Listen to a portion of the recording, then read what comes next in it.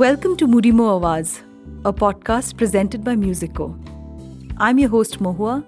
On this podcast, we will talk to dreamers, unsung heroes who have broken the rules as they swam against the current and renewed their vows to themselves as individuals. The believers who've been crazy to start ventures that have made a difference to society and the lives they've touched with their magnanimity and knowledge. As for me, I was in the communications business in a leadership role and also been a homemaker. The slow death of my self-confidence that went unnoticed over the years, when self-worth was based on the validation I sought from others. Quoting the author L.F. Shafaq, do not go with the flow, be the flow. Hi, in this episode we have Sanjay Kumar, who moonlights between being an activist, psychotherapist, and a speaker in the queer space. He moved his career from London to return to India as his heart always was in the struggles of the gay community back home in India. To understand fully, one needs to be in the situation, and Sanjay has faced rejection and struggled to find his own voice in a society that refuses to allow you your freedom from the diktat of conditionings. Welcome, Sanjay, on the show. Thanks, Mohua. Tell me, Sanjay, as to where it began and how has it been for you, your entire journey? And how did you get into psychotherapy, and what was the natural progression there? Wow. Okay, those are quite a list of questions. Yes. And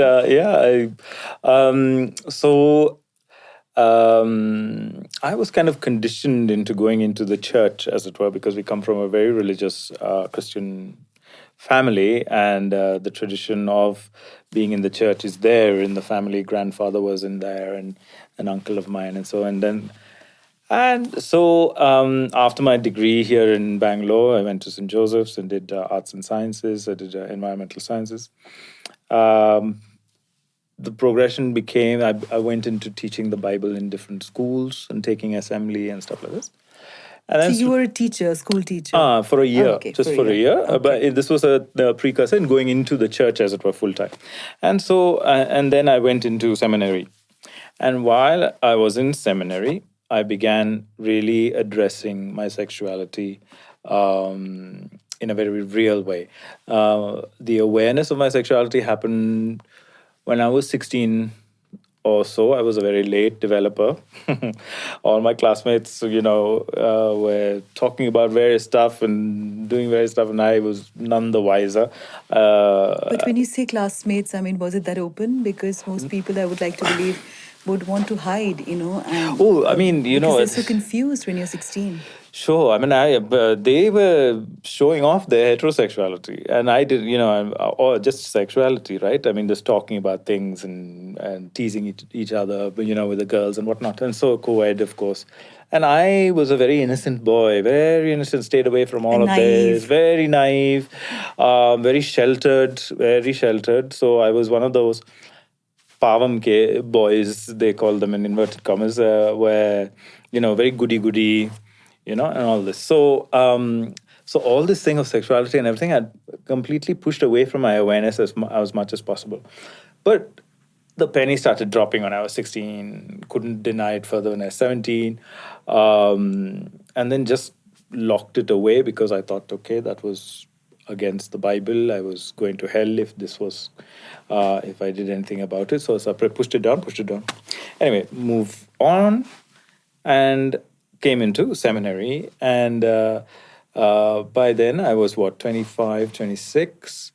And what were the conflicting thoughts, Sanjay, for you when you said that you pushed down your thoughts? Pushed down my thoughts, first of all, that it was sin, totally unacceptable. To think of a man, in any way apart from on a friendship level. And so this was completely against God, against nature. This is the messages that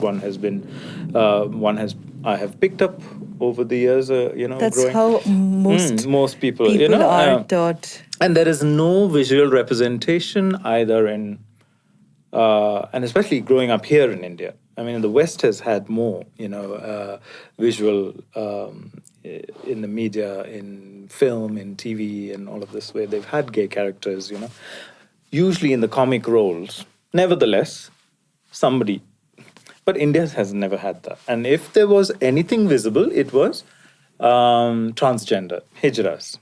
So the minute you came out as gay, one would be equated to being transgender or hijra. So they think you're that. And therefore, and with that comes all the connotations of taboo and shame, and if my son is transgender, then what happens? So, because transgenders are the most visible of the queer spectrum in India, in yes. India and the rest of the world, and they are the ones in the front line who take the hit, but they are the ones who have actually spearheaded also the liberation movement all across. What do you the mean world. when you say that they take the hit? Because when one is more visible, when you look at the rainbow of the LGBTQIA, so these lesbian, gay, bisexual, transgender, LGBT, queer, intersex, and asexual, and plus signifies the HIV positive community. Out of all of this, the ones you can spot first, the most visible, are the transgenders. Is it because they are there on the streets and they're on the streets? Yeah. They're visibly different because they obviously it looks quite, for most of us. I mean, for most of them, it's obviously a man in a woman's dress, or a woman in a man's dress. It becomes quite obvious. But when you have other sexualities, you can easily hide and become. Of all of them, the asexuals are the most invisible. And then you can never look. You can never say by looking at someone whether they're a lesbian or gay. Sometimes, I mean, unless they do something to show you in whatever way. And sometimes that becomes a coping strategy as well as, a way of showing people without having to say it. So some people might become extremely camp, or lesbians might be extremely butch. You have the biker. It's such a struggle, isn't it? It's such a struggle because this is the question of identity and a question of how do I present in this world? I'm asked to present in a certain way. So if I come you said, oh my God, I didn't recognize you. You were not in your colors and everything. So when there is a freedom to express myself, I would express myself very colorfully. I love to wear colorful things and flowing fabrics like you are wearing, and but I can't present that way on every day. Do you think that is changing in India now? It is changing slowly. Again, we like putting people in boxes, it seems. Yes, we always like to put people in boxes. And while if you're in a box, then everything is quite safe. So when you say gay, and when somebody comes out and you're not presenting in a flamboyant or outlandish and gregarious and all of these things, then people don't know what to do with you, I've noticed. So, but if you say you're gay and then you're, flamboyant and be camp and, oh yeah, he's into fashion, or that's, the fashion world, or he's an artist, or, and so people feel safe. They can put you in that. But when you don't come in under that category, and when you present like anybody else, then that's where the struggle is. So then they want you, then in my experience, they try and force me to become, to be in another box, in the box that they want me to be in. The box that they want to understand. And understand the box they can relate to. And when I say they, I mean mum, I mean sister, I mean family, uncles, aunties, cousins, neighbors, the neighbor's dog, teachers in school, everybody. I mean, I still get letters today or messages today from my school. I'm 48 years away. I just turned 48 2 days ago. I still get messages from my school teachers reminding me that I need to come back to God and leave my wayward ways. So... but how would they be in touch with you after so many years of school? Facebook and whatnot. So you're in touch with some of your teachers who think they have the right to sermonize you. Yes. And so I think so this then makes me address this point. People don't take LGBTQIA seriously. So if I present like this, I'm taken seriously. Okay, but that's because I'm not overtly presenting myself as gay. But if I present myself as gay in terms of camposity and flamboyance, then they expect me to be just that. They don't want to sit and have what I've noticed is a intelligent, in-depth conversation. Because it's safer. They're this They've dancing already doll. put you in the yeah, box. this dancing doll. Let them do whatever they want there. That's fine. And we can sit and appreciate or be entertained, and that's all right. But no, not engaging on a equal footing, right? So, and what I notice, especially in Indian culture, little pronounced bit more because I've lived in London for 17, 18 years. So I've got a good understanding and experience of both cultures. Here, being part of a sexual minority is not one is not taken seriously. One has to work extremely harder.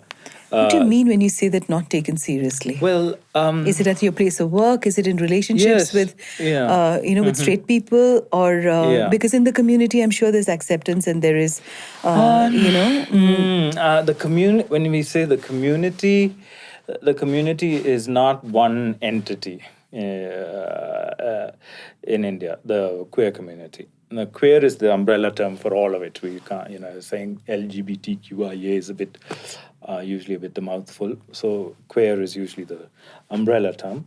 The queer community, and I have to put in community in inverted commas, because it is, again, the majority want to club us into one category. Oh, this is one community. We are not, we are communities. And each community has their own sub-communities. So this identity, a community becomes an identity when when the community is recognized. Take, for example, the Hijra community. Now, there it is a community, but again, within them, there is at least 37 different communities. Yes. But as we can. Why they are a community is because they are well organized. They're well. They're well represented also, and more represented. Because there have been a lot of representation in the political space also now, which is so wonderful. It's so. Heartwarming for me, because my heart breaks when because as human beings, if you are forced to beg and not get employment somewhere, it is madness. Yes. And this is, they have been relegated to these fringes of society only in the past 100 years. It has been the fallout of the British Empire for this, because they did not know. Again, the Western world do not have something like this, like the Hijra community. Older kingdoms and empires, you go more east, the Chinese, the Japanese, the Turkish, the Ottoman Empire, the Persian empires, the older empires, Egyptian, Aztec, everything. Transgender people, gay people, all of them had very places of high esteem, because they were the go-between between the sexes, between the genders, and in the courts. So held great places, positions of power, and this was the same case here in India. Absolutely. All of our kingdoms, and because the women and the men were separate, and those who, and the women who fought, like Jhansi Ki Rani, all their loves, these were all women who had other women, and they were, so they had places of respect. There was that very distinct in-between place, which was a place of prestige and power. That went. And now, sadly, there is no living memory of it. no collective psychological memory, collective social memory of us having a place of recognition. And therefore, now we are having to reclaim it, fight for it, because, as I said, there's no living memory of. So people, and the more you're pushed into the fringes, the more you're pushed into darkness, the more you're pushed into silence. You become more rebellious. Yes, And angry. And angry, but also you're forgotten. Oh, yes, you are. So one is forgotten. And when one is pushed into those shadows, there are a lot of myths and mythologies and misunderstandings of who we are, because we're pushed out. And so there are, gay people are like this. They're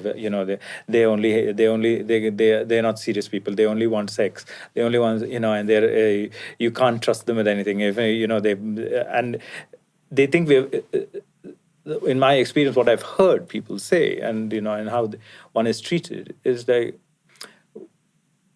we're treated with disgust. We're treated with like as though just like you said the word dancing doll that needs to be kept away. Yes, needs to be kept.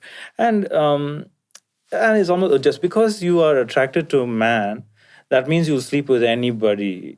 It's all no. all this sort of So there are so many ideas. Just because I'm attracted to man doesn't mean I'll sleep with every man.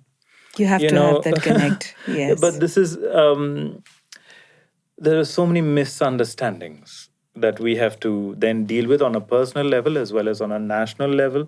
So this is the thinking that governs even the justices, right, of the Supreme Court, the parliamentarians, the people who make law, the police. I think the transgenders are the most harassed by the police all across India. The most visible, right? Yes. And they face the brunt the most. And this is not just here, worldwide. Mm-hmm. And in the community worldwide, the queer community worldwide, the gay liberation movement that started in New York, the Stonewall movement, which spearheaded worldwide liberation of the gay movement, started because a transgender person was bullied by the police and stood up and spoke up and threw a stone and started a riot. No, I will not be treated like this. And that then started a whole movement, right, by such people. So there is but whereas in and what I'm trying to say is why it's forgotten is in our ancient Indian culture, more than most ancient Indian cultures, sexual minorities have been deified, right? So not just sexual gender relationship minorities have been deified in our mythology. Shiva and Vishnu. Absolutely, yeah. I mean, you can't even we're not talking about the small gods. We're talking Trinity. Yes. We're talking about the main ones, right? So, and I get goosebumps when I talk about it. So, it's entrenched in our ancient culture, which we have forgotten. The Ardhanareshwari down the south. Yes. There is enough a number of stories. Of queer stories, and also many kings. All this history is, history is history, male history.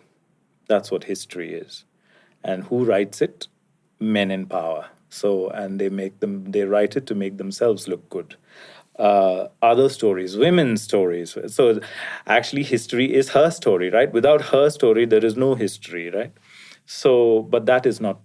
Oh, no, it is not. It's always the voice of the stronger gender, for sure. I just want to know a little bit also about how your family took to this, for you. Yeah, because we've spoken and I know that there's so much of pain and not everybody will be able to talk aloud like the way you do, Sanjay. And it would, for the listeners, there would be so many out there who would need someone to hold their hand and a voice. How did you break this to your home? And if you come from a religious background, like you said, that must have been extremely difficult for you. And it's not a unique story. I must say that at the outset, it's the story of most people who have to come out. And in India, most families are conservative and most families are religious. So mine is no exception. And doesn't matter what religion, they're all like that, right? So um, I kept saying no, no, no to various marriage proposals for years. And I put my excuses. I'm training as a psychotherapist. Thank God for that. Because there's so many boys and girls, sometimes they do not have, Yes. the courage, and To say they no, succumb to pressure and they go ahead Yes, and get well- married, and it's a terrible life for them post that. 99%, I think the percentage, I don't think there is an official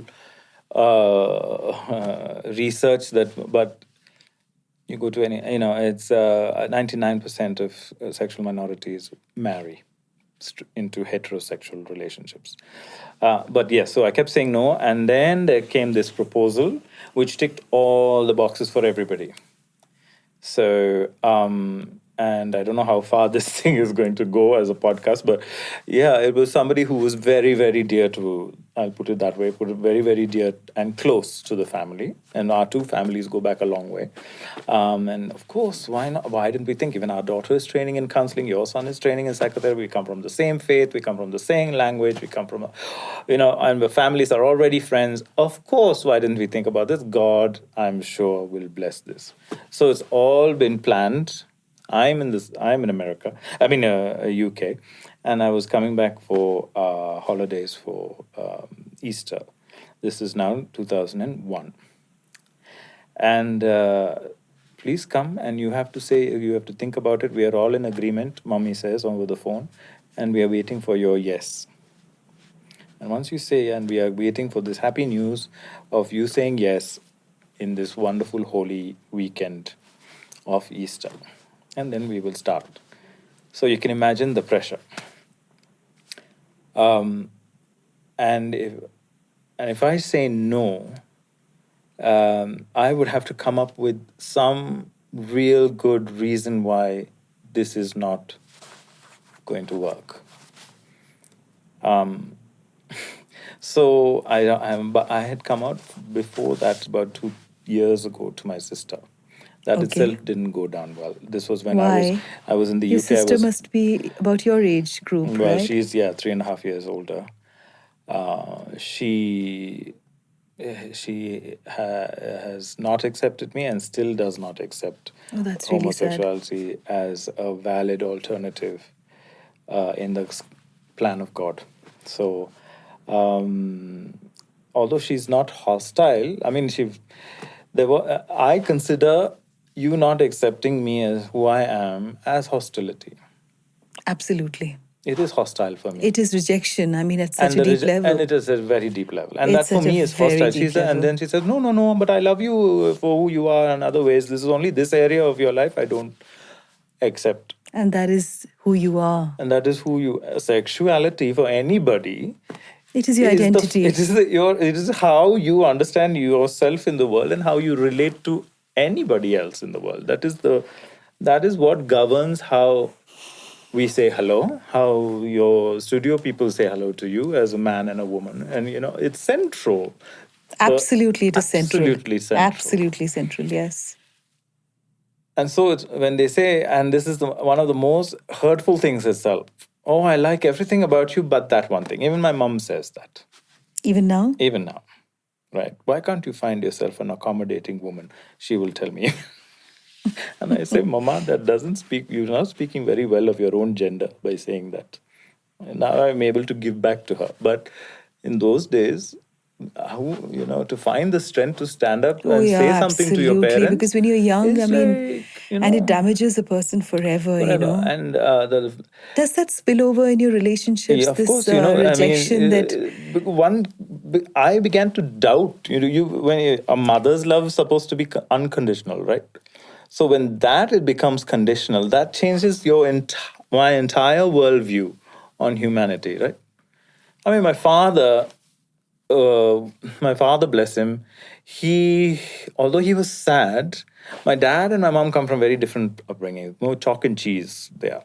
Daddy comes from a more secular background and man of the world, very well, but been tamed, I suppose, by my mother and become a lot more Christian because over the other, he knew what was good for him, I suppose. So he,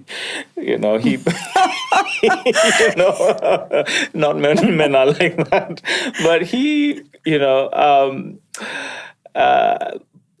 and I were not friends when I was growing up, but because he was busy with work, and he worked at the HL airport and in Indian Airlines in those days, and worked his butt off to give us a good education and home and everything. And mom also worked full time. But he takes a situation and he thinks about it. And not so with my sister, very black and white. But my father likes to see the other view. And he took his time, took about a few years. But when, so I came out this weekend and I had my own crucifixion, On that Easter weekend, I had to tell them, listen, I can't marry her. And this is the reason. And you can't say gay here because that doesn't mean anything. There is no gay culture. There is no gay anything. And way back in 2001 as well. What does that mean? What does that mean? Absolutely, yes. So I have to say, I'm not attracted to women. I cannot make a woman happy. I cannot be with a woman. Can you imagine saying all this? And it was like not just embarrassing, but it is excruciating, right? And then they're thinking, oh God, they thought I was impotent. Of course, you would think you're impotent if you're saying I am not. Basically, I'm telling them I can't get it up. Is what I'm saying with a woman. And so, should we show you to a doctor? Should we show you to a psychiatrist? This and that. I mean, they were more worried for me than anything else. And then then when the penny dropped, that it's not that I'm attracted to men. That's when the shame and the shock and the shame and the denial too, the grief, and and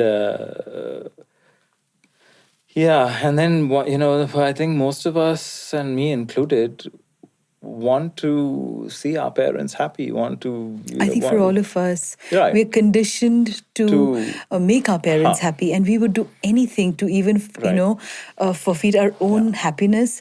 We'd look away from something that would make you happy for the rest of your life, because we have been taught as a culture, I think, world over, that parents are the final, place of God. And yes, parents do play a huge role, but sadly, it is that pressure that they pass on to children to fulfill sometimes their own dreams, their own aspirations. And that's when you watch, boys and girls that they remain unhappy forever. Oh, completely. And this is what is, I'm having this with one of my current clients here in my private practice here. So in your psychotherapy, do you talk only to the queer community, or you talk to people all over? Yeah, all over. Because I think sexuality is an issue not just for it's an issue for everybody. I think day by day it's increasingly becoming an issue, because I think the whole concept of touch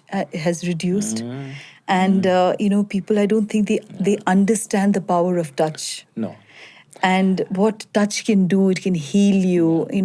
I don't know if a WhatsApp from a friend can make me as happy as meeting that person, meeting him or her in person. And so I would imagine, of course, so tell me a little about the psychotherapy work that you do. And you were doing the same thing in London, right? Yes. Yeah. And so psychotherapy was a means to an end. Okay. Psychotherapy for me. How did you get into this? Well, yes. So the seminary I trained in here in Bangalore sent me to Cambridge, UK, to do research, part of the University of Cambridge, and part of the a very well-known, famous historical city centre church in Cambridge, to be part of the pastoral team. So I went there for a year and a half, and of course, this is an evangelical Christian church, so they are not as opposed to a liberal-minded church. So again, I couldn't be out there. But it was when I was there that I was in and you can imagine, Cambridge University, you're talking about the greatest minds, from both the conservative as well as the liberal end of the spectrum. But London, I would imagine, would be way more open. London, way more, but it depends where you are. So my point was that I was able to finally talk to people. Okay. Here, I was not able to. For the first time you opened up and you went out. Yes, and talk to people, and so talk to people of position in the church to grapple how I needed to marry my faith with my sexuality. It was not an either-or situation. So I couldn't give up either. And so I had to come to an understanding that no, the Bible does not condemn me for who I am. And that I came to an understanding when I was there. And why did the Bible play such an important role in your life? Is it because of your background? Because I've inundated with it right from my Has that changed now, Sanjay, for you? No. I mean, yes, my relationship to the Bible has changed and my relationship to the church has changed. What do you mean when you say that? For me now, my faith is very personal and it's not institutionalized. My faith is I follow the practices of Jesus Christ, and the teachings of Jesus Christ. So much so that even his historicity is not an issue for me. I mean, it's not somebody I worship. I don't think he ever meant for us to worship him. I don't think he ever came to create another religion.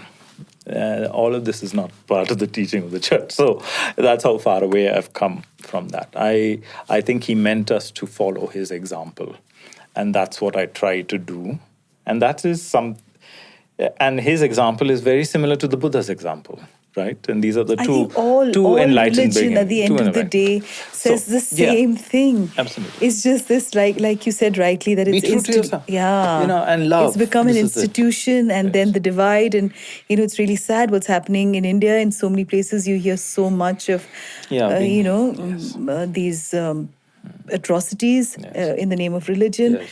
And so it's really interesting, Sanjay, to know that, for you to come to an understanding of and breaking away from your relationship, with something that you consider as almighty. Yes. Was there a partner who helped you get there, or was it your own journey on your own? My own journey, and sadly, the coming out process has incurred a lot of loss. I believe, but in the, I have a lot of friends from the queer community, and I think sexually, I'm told that they are more open than heterosexual relationships. Is that true? No, not really.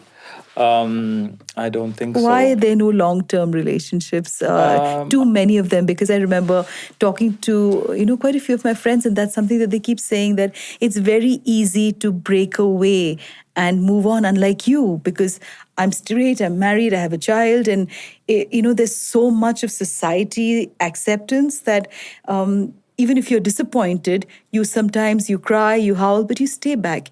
Unlike the queer community, the exit is so much more easy, and a lot of people sometimes feel very rudderless. Is that true? So imagine this, right? Heterosexuals with all the affirmation and the structures that uplift you and protect you and affirm you in your sexuality, in your relationship.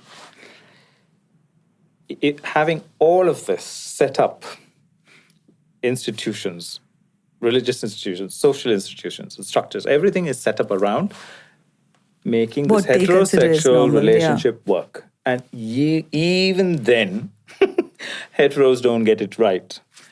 In the West, over 52% of marriages end in divorce. Now for sure, because I think people are beginning to question, gender roles. Okay. And yes. Right. So now, having said that, now you take queer relationships. We have none of these structures, none of these affirmations. We've only been recognized by law 2 years ago in this country. Absolutely, yes. So, and there is no marriage rights, no nothing. And you're asking me how come in this context our relationships are difficult, right? Of course they are. Because I didn't say how come. I said, what, is this true? It's true. Because I do hear that they this, break up. And I've heard the pain in their voices, and because when they talk to me, how do two people with so much against them, of course, then they look to each other for support, right? And that is so much of a pressure to ask from one person to provide.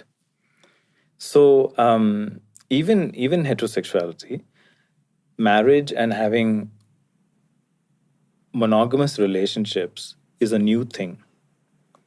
Monogamy was never ever natural. Yeah, it is a new thing. Yes. Right. It is. It's something that it is in the yeah. in the vast history of humanity over 2 million years. Monogamy has been forced into Into us society as a in the structure. past 200 years.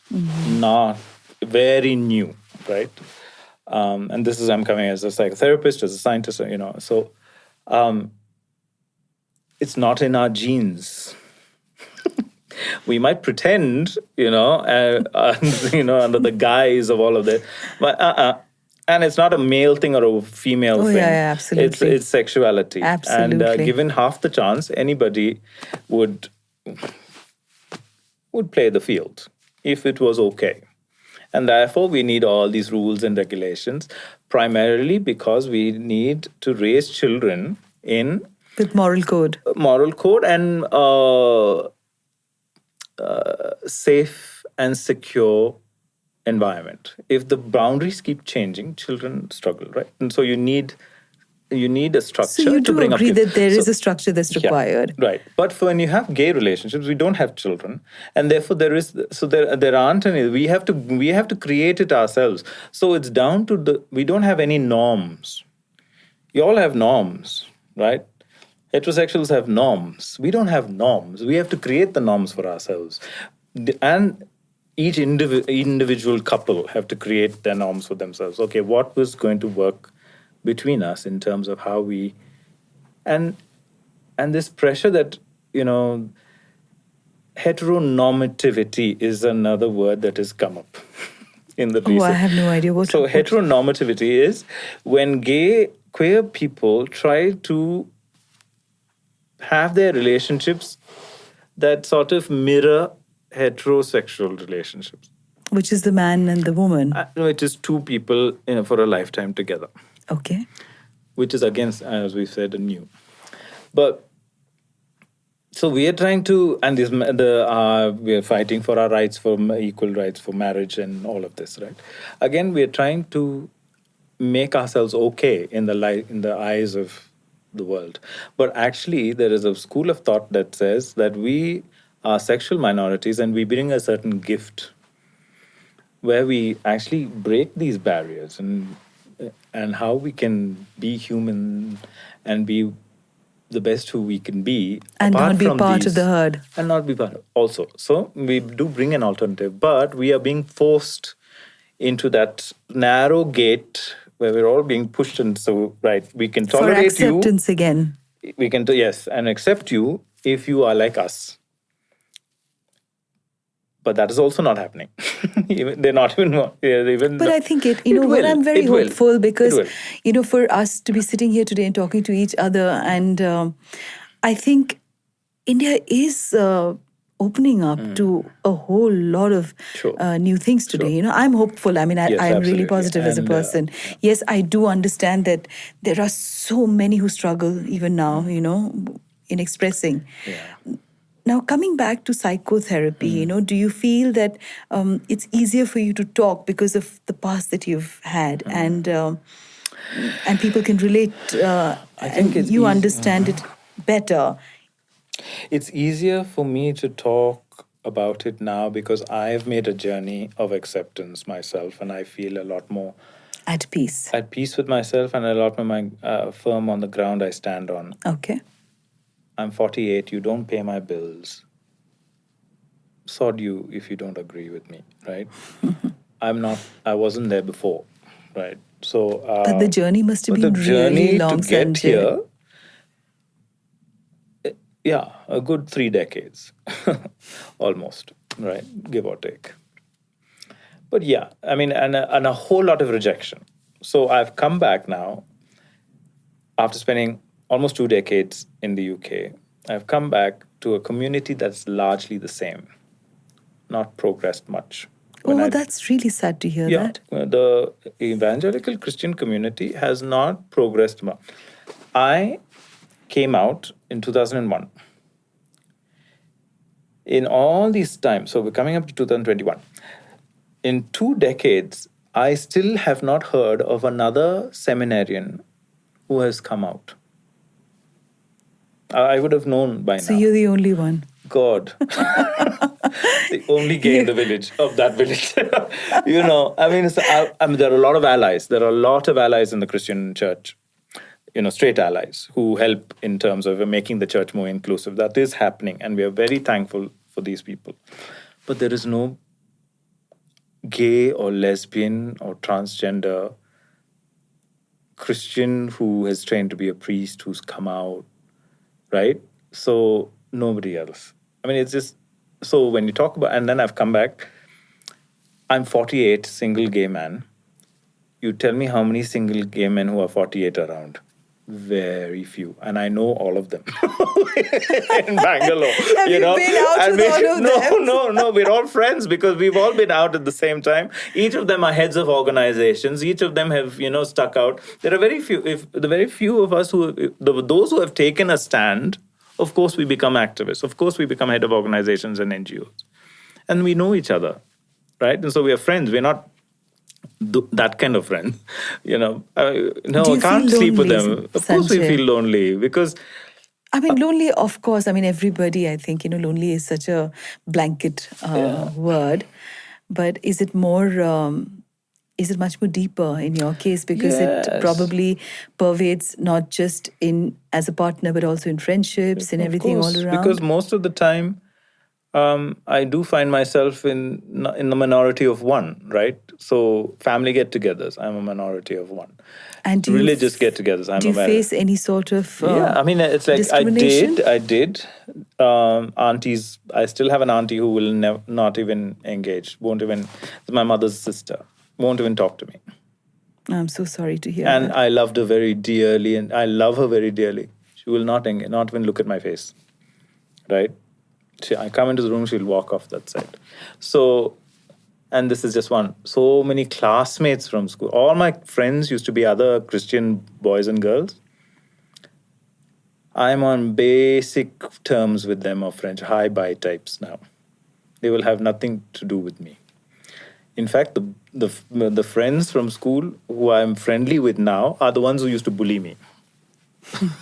They have gone a journey, right? They are the ones that used to tease me of being a girl, of being gay, this, that, and the other, putting me down and, teasing me, pulling me, punching me, all of these things. They have gone through a journey and they've come to a place of acceptance. These are the ones who are my friends now, not the goody-goody Christian boys and girls. They are still where they are in their beliefs, right? And this is the same with all my family, my sister, everybody. Because that is their frame and they are comfortable with that frame, their worldview, and everything works well within that. And just, They don't want to get out of that. And when one is a radical like this, I think, it is lonely, for sure. It would be nice to have peers. It's not, and we met with one of them, came to my birthday party. It's so nice to just, be around peers. I'll take it for granted. I can walk in any room and find peers. It's, and our eyes are constantly looking for it. So you're looking for a partner all the time, of course, yes. Not just a partner, just, a companion. Compatriots. Compatriots, right? People who have walked the path, who understand. And there are very few of my age. When you go to gay parties here, you will find, I don't know if you've been, I think. Yes, I have. And your friends have taken you. And one of your friends is also similar age. He's still not that old as me, but older, not in his 20s. 90% would be 25 and under. And happy with their sexuality, this, that, and all that. So it's very ageist also. And then slowly, and then they start dwindling out when they're 27, 28. Why? And all of these who are really gung-ho come out, even they succumb, right? As they grow older, they Oh, that's succumb really to the sad. family pressure, get married. And then what? And I've had to have these heart-wrenching conversations with my clients. You know, they're willing to put themselves through to the rest of their life Through misery. Because They do not have the courage. Well, I myself went halfway around the world because I couldn't bear the disappointment on my mother's face. So psychotherapy was a gateway for me to go and train in UK and live. Oh, he's dead. But it's wonderful, I mean, because I think when you can translate your pain and help others, I think it's such a noble thing to do. I mean, you couldn't have done your spirituality a better service than this, Thank you. Yes. There was no other way. It was either that or death. Yeah, I mean... Seriously. Either that or that. Yeah. But here's hoping, Sanjay, that you meet somebody really wonderful and, and your work, should reach out to Thank you. people all across. And, we can find Sanjay Kumar and his Instagram. Is this my matrimonial happening here? No, but there would be so many people who would want to reach out to you, Sanjay. Well, I hope so. Yes. I know so many who go through so much of depression and they don't know who to reach out to because they're young. Yeah. They're not being able to articulate, and then they probably come from homes where they have an MCP father. And, how do you explain to your father or your mother? How do you stand up?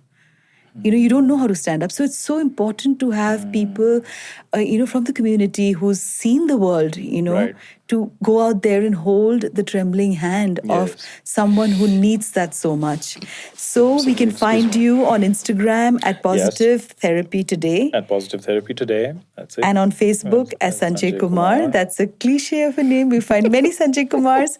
But yes, we can find you with your hat and the beautiful sari. Well, yes. I mean, it's nice to challenge people's ideas on gender and all that. It's that's the gift we bring, I think, as queer people, to make people think. Some people don't want to think. They don't want to think, absolutely. Don't want to think. They don't want to be disturbed, in their little quiet understanding of the world. But then, that's the way of nature. Is there are exceptions to the rule, and we are exceptions to the rule, and we are what makes the rule better. That's what they don't understand. Is they see us as a threat, but actually we are not. We actually make so. I don't think people see queer as threat. Oh my God, they do. Why are we not given our status? Right? Threat. Why or is it is a lack of understanding? No, is something whatever because it anything is, you don't understand is the best to box it and not think about it. I think, well, let me see. Well, if we give them this right, then what other things are we going to lose? I have to say okay to. This is the thing that comes up, right? Or if we say gay men can marry each other, then what all combinations are we going to have to say yes to? Our entire moral framework is going to collapse. This is the fear. Do you see the world going there? This is the threat. Right? So heterosexuals seem to be so insecure when they are the vast majority. And yes, that's why nature has chosen us to be a little bit more beautiful. I have to agree on that one, Sanjay. I felt most complex when I've gone for some of the gay parties and seen the kind of jewelry, the clothes. And he said, oh my God, you need a lesson or two in grooming, Yeah, and, I mean, we laugh about this, but research has been done. Scientific research has been done where we've seen when we're going back into our caveman days, when we were hunting and going from looking for land to cultivate, whatever. Majority of the men were absent. They had to go looking for things, right? And at war. But not all men could go. Some men would stay.